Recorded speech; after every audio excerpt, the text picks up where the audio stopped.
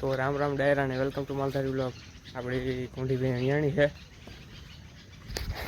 જો ભૂરો પાડો આવ્યો છે ટીલાવાળો।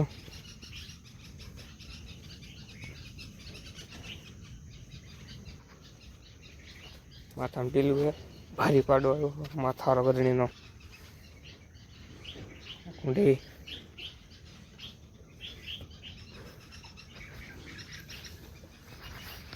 હાથક જેવું છે, હાથક વાગ્યા છે, નિયાણી છે।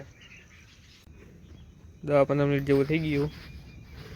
પાડો ઊભું થવાનું કરે છે, દી હાથમાં ગયો, ધારા જેવું થઈ ગયું હાવ। તો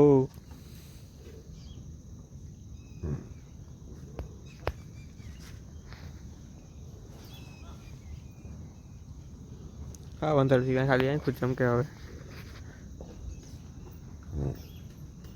હું ગોથા તો મારે ભૂરીઓ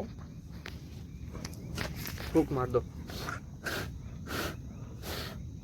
પૂરો